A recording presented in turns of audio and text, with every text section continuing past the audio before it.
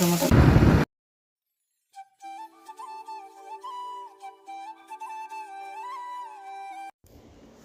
Hello friends, welcome back to our channel. ಎಲ್ಲರೂ ಹೇಗಿದ್ದೀರಾ friends? ಚೆನ್ನಾಗಿದ್ದೀರಾ? ನಾನು ಚೆನ್ನಾಗಿದ್ದೀನಿ. ಐ ಹೋಪ್ ನೀವು ಚೆನ್ನಾಗಿದ್ದೀರಾ, ಚೆನ್ನಾಗಿರಬೇಕು ಅಂತ ಭಾವಿಸ್ತಾ ಬನ್ನಿ ಫ್ರೆಂಡ್ಸ್, ಇವತ್ತಿನ ವ್ಲಾಗ್ನ ಸ್ಟಾರ್ಟ್ ಮಾಡೋಣ. ನೋಡಿ, ನಮ್ಮ ಹಬ್ಬ ತೀರಿದ ಮೇಲೆ ಅಂದರೆ ಗಂಗಮ್ಮ ಜಾತ್ರೆ ಆಯ್ತಲ್ವ, ಅದಾದಮೇಲೆ ಮಂಗಳವಾರದ ವಿಡಿಯೋನು ನಿನ್ನೆ ವಿಡಿಯೋ ಹಾಕಿದ್ದೆ, ಅದನ್ನು ನೋಡಿರ್ತೀರ.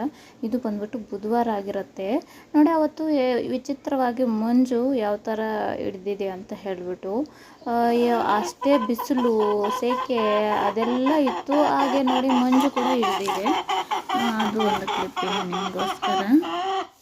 ಇನ್ನು ಇಲ್ಲಿ ಬಂದ್ಬಿಟ್ಟು ನಮ್ಮ ಕೋಳಿ ನೋಡಿ ಯಾವ ಥರ ಸೌಂಡ್ ಮಾಡ್ತಾ ಇದೆ ಅಂತ ಹೇಳ್ಬಿಟ್ಟು, ಮೊಟ್ಟೆ ಇಡೋಕ್ಕೆ ಅಂತೇಳಿ ಬಂದಿದೆ ನೋಡಿ. ಅವತ್ತು ಇಷ್ಟವಾಗಿ ಎಷ್ಟೊಂದು ಮಂಜು ಹಿಡಿದಿದೆ ಅಂದರೆ ಸೂರ್ಯ ಕೂಡ ಕಾಣ್ತಾ ಇಲ್ಲ, ಅಷ್ಟೊಂದು ಮಂಜು ಬಂದಿದೆ. ಇವಾಗ 7:30 8 o'clock ಆ ಥರ ಆಗ್ತಾಯಿತ್ತು. ಅಲ್ಲಿವರೆಗೂ ಈ ಥರ ಇತ್ತು. ಬುಧವಾರ ಆಗಿರುತ್ತೆ ಇವತ್ತು. ಮತ್ತು ಹಿಂದಿನ ದಿನ ನಮ್ಮ ಅಕ್ಕನ ಮಗ ಬರ್ತಾನೆ ಅಂತ ಹೇಳಿದೆ ಅಲ್ವ, ಅವತ್ತು ಬಂದಿರಲಿಲ್ಲ, ಎಲ್ಲ ಮಂಗಳವಾರ ನಮ್ಮ ದೊಡ್ಡಪ್ಪನ ಮಗ. ಇವತ್ತು ಬಂದಿದ್ದಾನೆ. ಇನ್ನು ಅವತ್ತು ನೈಟ್ ಬರೋಕ್ಕಾಗಲಿಲ್ಲ ಅಂತ ಹೇಳ್ಬಿಟ್ಟು ಬೆಳಿಗ್ಗೆನೇ ಬಂದಿದ್ದಾನೆ. ಇನ್ನು ಹಿಂದಿನ ದಿನ ಮಾಡಿದಂಥ ಕಬಾಬು, ಫಿಶ್ ಫ್ರೈ ಮತ್ತು ಫಿಶ್ ಸಾಂಬಾರು ಎಲ್ಲ ಇತ್ತಲ್ವ, ಅದಕ್ಕೆ ಮುದ್ದೆ ರೈಸು ಎಲ್ಲನೂ ಮಾಡಿದ್ದೆ. ಬಂದ ತಕ್ಷಣ ತಿಂದ ನೋಡಿ. ಅಷ್ಟೇ ಮಂಜು ಬೀಳ್ತು ಬೆಳಿಗ್ಗೆನೆ. ಮತ್ತು 9 o'clock 10 o'clockಗೆಲ್ಲನೂ ಇಷ್ಟೊಂದು ಬಿಸಿಲು ಕಾಯ್ತಾ ಇದೆ ವಿಚಿತ್ರವಾಗಿ. ಇನ್ನು ಅವತ್ತು ಮಧ್ಯಾಹ್ನಕ್ಕೆ ಅಂತ ಹೇಳ್ಬಿಟ್ಟು ನಮ್ಮ ಅಕ್ಕನ ಮಗನೂ ಬಂದಿದ್ದ ಅಲ್ವಾ, ಇನ್ನು ಹಬ್ಬಕ್ಕಂತೂ ಬರೋಕ್ಕಾಗಲಿಲ್ಲ ಅಂತ ಹೇಳ್ಬಿಟ್ಟು ಸರಿ ಅಂತೇಳಿ ಇದು ಚಿಕನ್ ಬಿರಿಯಾನಿ ಮಾಡೋಣ ಅಂತ ಹೇಳ್ಬಿಟ್ಟು ಮಾಡ್ತಾಯಿದ್ದೀನಿ. ಇನ್ನೊಂದು ಕಡೆ ಬಂದ್ಬಿಟ್ಟು ಚಿಕನ್ ಸಾಂಬಾರು ಗ್ರೇವಿ ಥರನೂ ಮಾಡೋಣ, ಮುದ್ದೆಗೇನು ಆಗುತ್ತೆ ಅಂತ ಹೇಳ್ಬಿಟ್ಟು ಇನ್ನೊಂದು ಕಡೆ ಒಗ್ಗರಣೆ ಹಾಕ್ಕೊತಾ ಇದ್ದೀನಿ. ಮಸಾಲೆ ಎಲ್ಲನೂ ಫ್ರೈ ಮಾಡ್ಕೋಬೇಕಲ್ವ, ಅದಕ್ಕೋಸ್ಕರ ಕುಕ್ಕರು ಇದೆ. ಕುಕ್ಕರಲ್ಲಿ ಅದಕ್ಕೆ ಅಂದರೆ ರೈಸ್ಗೆ ಇಟ್ಟಿದ್ದೀನಲ್ವ, ಅಲ್ಲಿವರೆಗೂ ಸಾಂಬಾರನ್ನ ಚೆನ್ನಾಗಿ ಫ್ರೈ ಮಾಡಿಕೊಂಡ್ರೆ ಸರಿ ಹೋಗುತ್ತೆ ಅಂತ ಹೇಳ್ಬಿಟ್ಟು ಫ್ರೈ ಮಾಡ್ಕೊತಾ ಇದ್ದೀನಿ. ಮತ್ತು ಇನ್ನು ಬಿರಿಯಾನಿಗೆ ಅಂತೇಳಿ ಮುಚ್ಚಳ ಎಲ್ಲನೂ ಹಾಕಿದ್ದೀನಿ. ಇನ್ನು ಇಲ್ಲಿ ನಾನು ಮಸಾಲೆನ ಫ್ರೈ ಮಾಡ್ಕೊತಾ ಇದ್ದೀನಿ ನೋಡಿ. ಚಿಕನ್ ಎಲ್ಲ ಇದೆ, ಅದನ್ನು ಅಷ್ಟೇ ತೊಗೊಂಡಿದ್ದೀನಿ. ಮತ್ತು ಬಿರಿಯಾನಿ ಮಾಡೋದು ಅದೆಲ್ಲ ಇದೆ ಮಾಡ್ಕೊಳ್ಳಿಲ್ಲ. ಇದು ಬಂದ್ಬಿಟ್ಟು ನೆಕ್ಸ್ಟು ಸಾಟರ್ಡೆ ಆಗಿರುತ್ತೆ. ಬುಧವಾರ ಆಗೋದ್ಮೇಲೆ ಸಾಟರ್ಡೆ ನನ್ನ ಮಗನಿಗೆ ಹಾಸ್ಪಿಟ್ಲಿಗೆ ಅಂತೇಳಿ ಹೋಗ್ಬೇಕಾಗಿತ್ತು. ಅವತ್ತು ಕಟ್ಟೆಲ್ಲನೂ ತೆಗೆದು ಯಾವ ಥರ ಇದೆ ಏನು ಅಂತ ಹೇಳ್ಬಿಟ್ಟು ಡಾಕ್ಟ್ರು ನೋಡ್ತಾರೆ.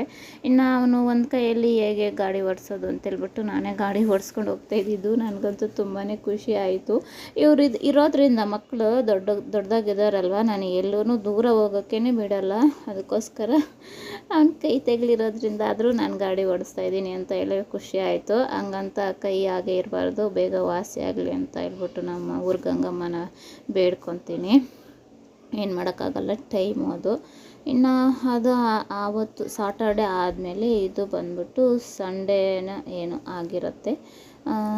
ಸಂಡೇ ಅಲ್ಲ ಫ್ರೆಂಡ್ಸ್, ನೆಕ್ಸ್ಟು ಮಂಗಳವಾರ ಆರು ಬುಧವಾರ ಆಗಿರುತ್ತೆ. ಅವತ್ತು ಸ್ವಲ್ಪ ಚಿಕನ್ ಎಲ್ಲನೂ ನನ್ನ ಮಗ ಇದು ಕೈಮಾ ಥರ ಮಾಡಿ ಎತ್ತಿ ಇಟ್ಕೊಂಡಿದ್ದ. ಅದಕ್ಕೇ ಚಿಕನ್ ಫ್ರೈಡ್ ರೈಸ್ ಮಾಡು ಮಮ್ಮಿ ಅಂತ ಹೇಳ್ಬಿಟ್ಟು ನಾನು ಬಟ್ಟೆ ಹೊಲಿತಾ ಇದ್ದರೆ ಬಿಡ್ದಿರ ಕರ್ಕೊಂಡು ಬಂದಿದ್ದಾನೆ. ಎಲ್ಲ ಕಟ್ ಮಾಡಿ ಇಟ್ಟಿದ್ದ, ತರಕಾರಿ ನಾನು ಹೇಳಿದ್ದಿದ್ದೆ ಎಲ್ಲನೂ ಕಟ್ ಮಾಡಿ ಇಟ್ಟಿದ್ದ. ಸರಿ ಅಂತೇಳ್ಬಿಟ್ಟು ಇವಾಗ ನಾನು ಚಿಕನ್ ಫ್ರೈಡ್ ರೈಸ್ ಮಾಡೋಣ ಅಂತ ಹೇಳಿಬಿಟ್ಟು ಬಂದಿದ್ದೀನಿ. ಯಾವ ಥರ ಮಾಡ್ತೀನಿ ಏನು ಹೇಗೆ ಅಂತೇಳ್ಬಿಟ್ಟು ನಿಮಗೂ ರೆಸಿಪಿ ಶೇರ್ ಮಾಡ್ತೀನಿ.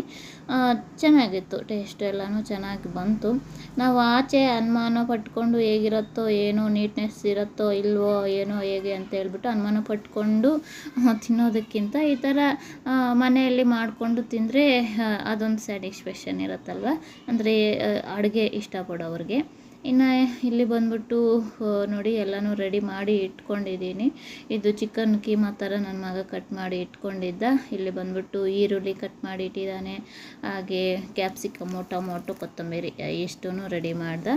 ಮತ್ತು ನಾನು ಇನ್ನೊಂದು ಕಡೆ ಬಾಣಲೆ ಇಟ್ಟು ಅದರಲ್ಲಿ ಎಣ್ಣೆ ಹಾಕಿ ಫಸ್ಟು ಇದು ಬಂದ್ಬಿಟ್ಟು ಶುಂಠಿ ಶುಂಠಿ ಬೆಳ್ಳುಳ್ಳಿ ಪೇಸ್ಟು ಮತ್ತು ಹಸಿರಾಗಿರೋದು ಹಸಿರು ಮೆಣಸಿನ್ಕಾಯಿ ಪೇಸ್ಟು. ಅವತ್ತು ಹಬ್ಬಕ್ಕೆ ಅಂತ ಹೇಳ್ಬಿಟ್ಟು ಎಲ್ಲನೂ ಪೇಸ್ಟ್ ಮಾಡಿ ಇಟ್ಕೊಂಡಿದ್ದೆ ಅಲ್ವಾ, ಅದೇ ಸ್ವಲ್ಪ ಇತ್ತು, ಅದನ್ನೇ ಇವತ್ತಿಗೆ ಲಾಸ್ಟ್ ಫ್ರೆಂಡ್ಸ್. ಈ ನಡುವೆ ಎಲ್ಲ ನನ್ನ ಮಗನಿಗೆ ಬಾಕ್ಸ್ಗೆ ಅಂತ ಹೇಳ್ಬಿಟ್ಟು ಮಾಡಿ ಕೊಡ್ತಾ ಇದ್ದೆ, ಆಗೋಗಿದೆ. ಇನ್ನು ಇಲ್ಲಿ ಚಿಕನ್ನು ಚಿಕ್ಕದಾಗಿ ಕಟ್ ಮಾಡಿ ಇಟ್ಕೊಂಡಿದ್ವಲ್ಲ ಕೀಮಾ ಥರ, ಅದನ್ನು ಚಿಕನ್ನೂ ಹಾಕಿ ಎಣ್ಣೆಯಲ್ಲೇ ಫ್ರೈ ಮಾಡ್ತಾಯಿದ್ದೀನಿ. ಇದೆಲ್ಲ ತರಕಾರಿ ಹಾಕೋಕ್ಕೂ ಮುಂಚೆನೇ ಚಿಕನ್ ಹಾಕಿದ್ದೀನಿ, ಯಾಕಂದರೆ ಚಿಕನ್ನೂ ಚೆನ್ನಾಗಿ ಕುಕ್ ಆಗಬೇಕಲ್ವ, ಅದಕ್ಕೋಸ್ಕರ.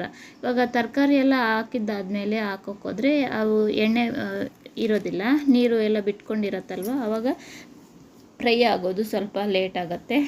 ಡೈರೆಕ್ಟ್ ಎಣ್ಣೆಗೆ ಹಾಕಿದರೆ ಫ್ರೈ ಆಗುತ್ತೆ ಅಂತ ಹೇಳಿಬಿಟ್ಟು ಅದು ಚಿಕನ್ ಎಲ್ಲನೂ ಚೆನ್ನಾಗಿ ಫ್ರೈ ಆಗಿದ್ದಾದಮೇಲೆ ಇಲ್ಲಿ ಬಂದ್ಬಿಟ್ಟು ಈರುಳ್ಳಿನ ಹಾಕಿ ಫ್ರೈ ಮಾಡ್ಕೊತಾ ಇದ್ದೀನಿ.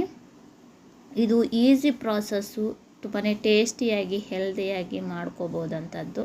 ಇನ್ನು ಇಲ್ಲಿ ಎಲ್ಲನೂ ತರಕಾರಿ ಅದು ಇದು ಯೂಸ್ ಮಾಡೋದ್ರಿಂದ ಅದು ಅಂದರೆ ಬೇರೆ ಸಾಂಬಾರು ಪಲ್ಯ ಆ ಥರ ಮಾಡಿದ್ರೆ ಕೆಲವು ಮಕ್ಕಳು ತರಕಾರಿ ತಿನ್ನೋದಿಲ್ಲ. ಈ ಥರ ಮಾಡಿಕೊಟ್ರೆ ರೈಸ್ ಜೊತೆ, ಅದು ಫ್ರೈಡ್ ರೈಸು ಅಂದರೆ ಸ್ಪೆಷಲ್ ಅಲ್ವಾ, ಅದಕ್ಕೋಸ್ಕರನೇ ತಿಂತಾರೆ ಇಷ್ಟಪಟ್ಟು ಅಂತ ಹೇಳ್ಬಿಟ್ಟು.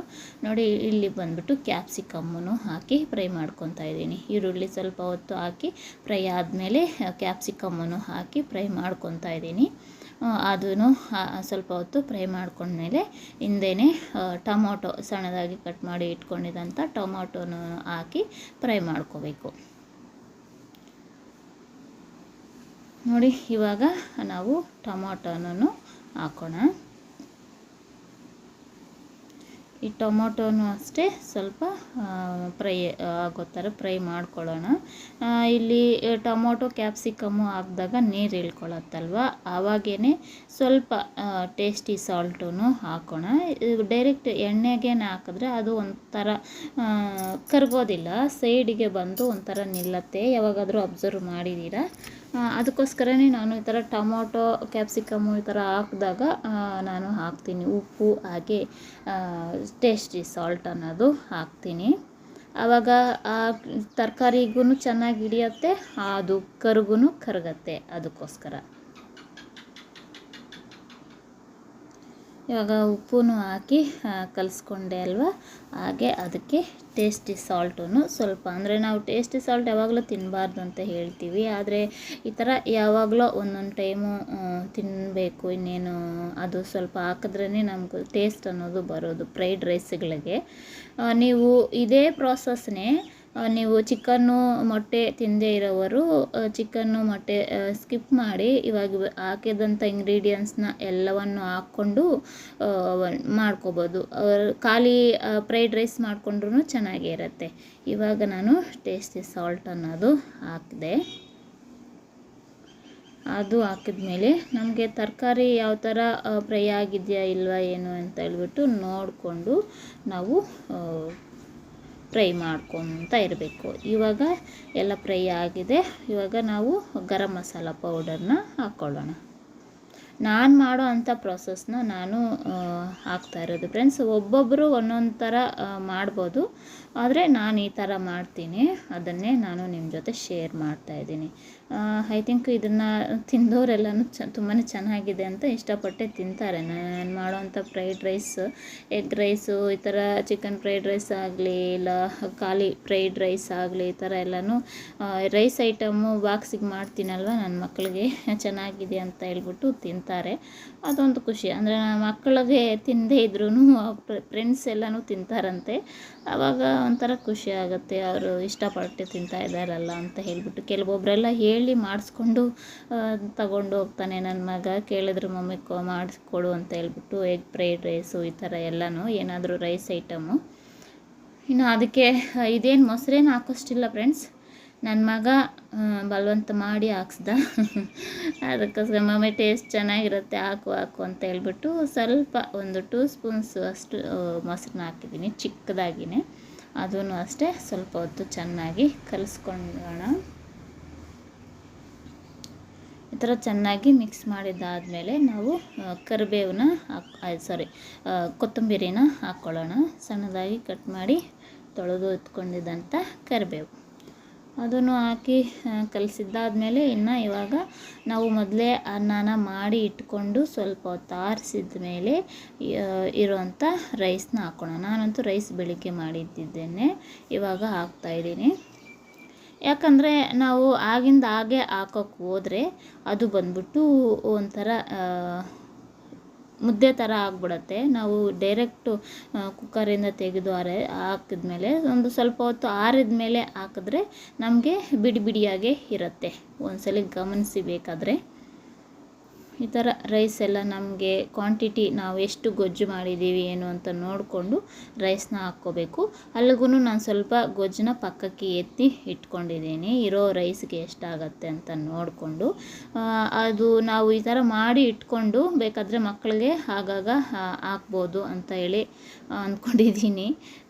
ನೀವು ಯಾರಾದರೂ ಕಾಮೆಂಟ್ ಮಾಡಿ ಆಗ್ಬೋದಾ ಇಲ್ವಾ ಅಂತ. ನನ್ನ ಮಗ ಸ್ವಲ್ಪ ಎತ್ತಿ ಪಕ್ಕಕ್ಕೆ ಇಟ್ಕೊಂಡಿದ್ದಾನೆ, ಬಾಕ್ಸ್ಗೆ ಬೆಳಗ್ಗೆಗೆ ಮಾಡಿ ಎತ್ಕೊಂಡು ಹೋಗ್ತೀನಿ ಅಂತ ಹೇಳಿಬಿಟ್ಟು.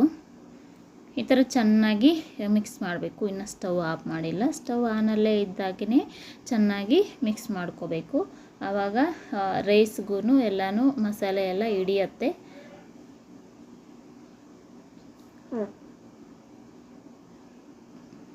ನೋಡಿದ್ರಲ್ಲ, ಇದೇ ಪ್ರಾಸೆಸ್. ಒಂದ್ಸಲ ಟ್ರೈ ಮಾಡಿ, ಈಸಿಯಾಗಿ ಟೇಸ್ಟಿಯಾಗಿ ಮಾಡ್ಬೋದು. ಒಂದ್ಸಲ ನೀವು ಟ್ರೈ ಮಾಡಿ. ಈ ಥರ ಚೆನ್ನಾಗಿ ಮಿಕ್ಸ್ ಮಾಡಿಕೊಂಡ್ರೆ ಈ ಥರ ಬರುತ್ತೆ. ಹಾಗೆ ಇಲ್ಲಿ ಬಂದ್ಬಿಟ್ಟು ಅದ್ರ ಜೊತೆಗೆ ನಾನು ಸ್ವಲ್ಪ ಹೇಗೂ ನನ್ನ ಮಗನಿಗೆ ಅಂತೇಳ್ಬಿಟ್ಟು ಮೊಟ್ಟೆ ತೊಗೊಂಬಂದಿದ್ದೆ. ಅದರಲ್ಲೇ ಎಲ್ಲರಿಗೂ ಒಂದೊಂದು ಆಮ್ಲೆಟ್ ಹಾಕಿ ಕೊಟ್ಟ. ಅದಕ್ಕೆ ನಾನು ಆ ರೈಸಲ್ಲೇ ಮಿಕ್ಸ್ ಮಾಡ್ಕೊಂಡು ತಿಂತಾಯಿದ್ದೀನಿ ಸ್ವಲ್ಪ ಹಾಕ್ಕೊಂಡು. ಇನ್ನು ಹಾಗೆ ನನ್ನ ಮಗನೂ ತಿಂತಾಯಿದ್ದಾನೆ. ಅಲ್ಲಿ ಆಚೆ ನಮ್ಮ ಅಮ್ಮ ಅಪ್ಪ ಅವರು ಕಳೆಕಾಯಿ ಸುಲಿತಾ ಇದ್ರಲ್ವ, ಅವ್ರಿಗೂ ಅಲ್ಲಿಗೇನೆ ಹಾಕಿ ಕೊಟ್ಟಿದ್ದಾರೆ. ನಮ್ಮಮ್ಮ ಏನೋ ಸ್ವಲ್ಪ ತಿಂತಾಳೆ, ಆದರೆ ನಮ್ಮಪ್ಪ ನಾನು ಮಧ್ಯಾಹ್ನದ ಟೈಮು ಊಟ ತಿನ್ನಲ್ಲ ಅಂತೇಳ್ಬಿಟ್ಟು ಸರಿ ನನ್ನ ಮಗ ಬಲವಂತ ಮಾಡಿ ಕೊಟ್ಟ. ಅವರು ಒಂದು 2 ಸ್ಪೂನ್ಸ್ ಅಷ್ಟು ತಿಂದ್ಬಿಟ್ಟು ನನ್ನ ಗಂಟ್ಲಲ್ಲಿ ಹಿಡ್ಕೊಳತ್ತೆ ಅಂತ ಹೇಳ್ಬಿಟ್ಟು ಕೊಟ್ಬಿಡ್ತಾರೆ. ನೋಡಿದ್ರಲ್ಲ ಫ್ರೆಂಡ್ಸ್, ಇದಾಗಿರುತ್ತೆ ಇವತ್ತಿನ ವಿಡಿಯೋ. ಐ ಹೋಪ್ ನಿಮಗೆ ವಿಡಿಯೋ ಇಷ್ಟ ಆಗಿದೆ ಅಂತೇಳಿ ಅಂದ್ಕೊಂಡಿದ್ದೀನಿ.